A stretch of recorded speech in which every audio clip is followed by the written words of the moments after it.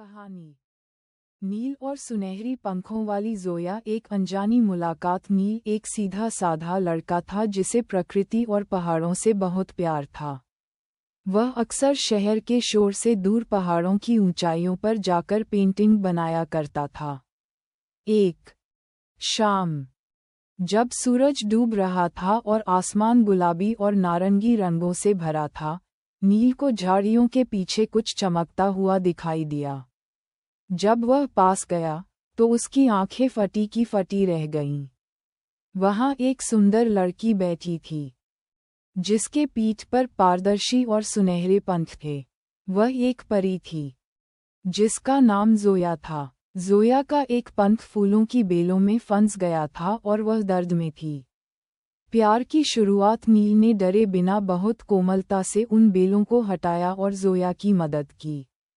जोया ने पहले तो संकोच किया, लेकिन नील की आंखों में ईमानदारी देखकर वह शांत हो गई। उस दिन के बाद नील हर रोज उसी जगह जाने लगा। बातें। नील उसे इंसानी दुनिया के किस्से सुनाता, कैसे लोग त्योहार मनाते हैं, कैसे पतंग उड़ाते हैं, जादू। जोया उसे परियों के देश की कहानियां सुनाती और अपनी जादुई छड़ी से फूलों को नाचते हुए दिखाती। धीरे धीरे उनकी दोस्ती गहरे प्यार में बदल गई।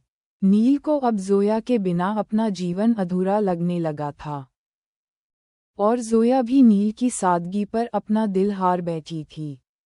एक कठिन चुनाव। लेकिन परियों की दुनिया का एक नियम था, एक परी कभी भी किसी इंसान के साथ नहीं रह सकती थी। जोया की रानी ने उसे वापस बुलाया और चेतावनी दी कि अगर वह धरती पर रही तो उसकी जादुई शक्तियां खत्म हो जाएंगी और वह हमेशा के लिए एक साधारण इंसान बन जाएगी। जोया बहुत परेशान थी। एक तरफ उसका अमर जीवन और जादुई दुनिया थी, और दूसरी तरफ नील का निस्वार्थ प्यार। मिलन उस रात चांदनी पूरी तरह खिली हुई थी। जोया नील के पास आई और उसकी आंखों में देखते हुए कहा, नील, मैं अपनी जादुई दुनिया छोड़ रही हूँ। मुझे उड़ने के लिए पंख नहीं, बल्कि तुम्हारा साथ चाहिए। जैसे ही उसने ये कहा, उसके सुनहरे पंख धीरे धीरे गायब हो गए और वह एक सुंदर मानवीय लड़की बन गई। नील ने उसका हाथ थाम लिया और वादा किया कि वह उसे कभी अकेला नहीं छोड़ेगा।